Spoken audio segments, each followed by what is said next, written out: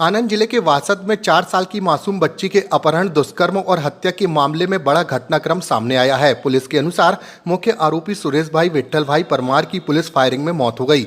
मिली जानकारी के मुताबिक एलसीबी की टीम आरोपी को रेलवे पुलिस के हवाले करने जा रही थी। इसी दौरान अंकलाव के पास आरोपी ने अचानक चाकू से पुलिस टीम पर जानलेवा हमला कर दिया, जिसमें 2 पुलिसकर्मी गंभीर रूप से घायल हो गए। पुलिस का कहना है कि आत्मरक्षा में पीएसआई आईजे राणा ने अपनी सरकारी पिस्तौल से 5 राउंड फायरिंग की। फायरिंग में आरोपी घायल हो गया, जिसे अस्पताल ले जाया गया, जहां इलाज के दौरान उसकी मौत हो गई।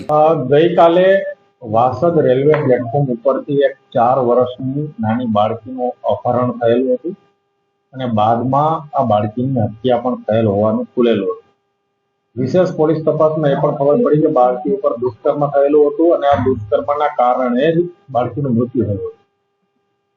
એ બનાવના સીસીટીવી ફૂટેજ રેલવે પોલીસ દ્વારા તમામ આસપાસના જિલ્લા પોલીસને મોકલવામાં આવેલી હતી, કારણ કે એમાં જે શકમંદ આરોપી હતો એ દેખાઈ રહ્યો હતો। આ ફૂટેજ આણંદ જિલ્લાના પોલીસને પણ મળેલા હતા, જેથી આણંદ જિલ્લાની એલસીબીને આ આરોપીની તપાસમાં રહેવા માટે સૂચના કરવામાં આવેલી હતી।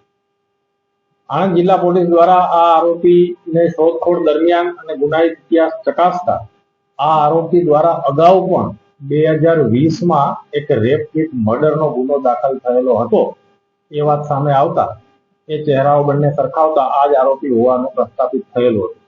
આ આરોપીનું નામ સુરેશભાઈ પરમાર હતું અને આણંદ જિલ્લામાં જ બાંધણી ખાતે તે રહેતા હતા।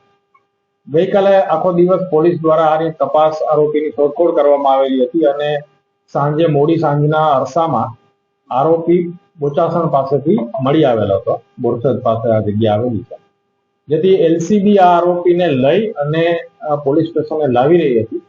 એ દરમિયાન મોડી રાત્રે આરોપીને જ્યારે પકડ્યો ત્યારે નશામાં ખૂબ હતો અને ગાડીમાં સરકારી ગાડીમાં જ્યારે બેસાડ્યો ત્યારે મને ઉલટી જેવું થાય છે, વોમિટ થાય છે એવી ફરિયાદ કરી, જેથી એલસીબીના અધિકારી કર્મચારીઓએ ગાડી સાઈડમાં રાખી અને એને ઉલટી કરવા માટે બહાર નીચે ઉતાર્યો।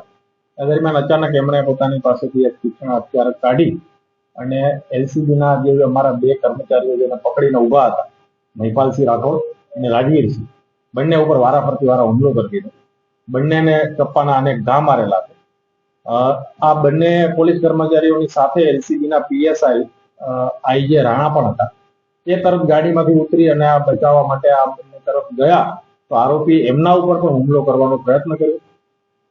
બંને પોતાના કર્મચારીઓને ઇજાગ્રસ્ત જોઈ અને પોતાના ઉપર પણ આરોપી હુમલો કરવા જે જન્મથી આવતો હતો, એટલા માટે પીએસઆઈ આઈજે રાણા દ્વારા પોતાના અને કર્મચારીઓના સ્વ બચાવમાં આરોપી ઉપર પહેલા 1 રાઉન્ડ હવામાં ફાયર કર્યું અને ચેતવવા માટે। આરોપી નહીં રોકાણો, કંટ્રોલ નહીં થયો, વધારે જન્મથી ઈજા કરવા માટે આવ્યો, જેથી પીએસઆઈ રાણાએ પહેલા એમના પગ ઉપર 1 રાઉન્ડ ફાયર કર્યું જે ગોળી એને વાગી છે અને આમ છતાં પણ આરોપી ફરી વખત ધસી આવ્યો પીએસઆઈને મારવા માટે। પીએસઆઈએ ફરજિયાત બીજા 4 રાઉન્ડ ફાયર આરોપી ઉપર કર્યું છે। આમ આરોપીને 5 ગોળીઓ વાગી। આરોપી ત્યાં સ્થળ ઉપર જ ઢળી પડ્યો। બાદમાં ઇજાગ્રસ્ત કર્મચારીઓ અને આરોપી બંનેને સારવાર તાત્કાલિક મળી રહે એટલા માટે પીએસઆઈ દ્વારા તાત્કાલિક 108 બોલાવવામાં આવી અને આરોપીને નજીકની જે સૌથી સારી હોસ્પિટલ કરમસદ મેડિકલ હતી ત્યાં ખાતે ખસેડવામાં આવી। સાથે સાથે બંને ઇજાગ્રસ્ત પોલીસ કર્મચારીઓને પણ હોસ્પિટલ ખાતે ખસેડવામાં આવ્યા। સારવાર દરમિયાન જે આરોપી સુરેશભાઈ પરમાર છે એનું મૃત્યુ થયું છે। આ આરોપી છે એ જે કપડા, જે ફૂટેજ આપણને વાસદ પોલીસ રેલવે પોલીસ દ્વારા આપવામાં આવેલા એ જ કપડા પહેરેલા હતા, એ જ ચહેરા નિશાન વાળા હતા। આરોપી એ જ હતો, એની ઓળખ પણ પ્રસ્થાપિત થયેલી છે।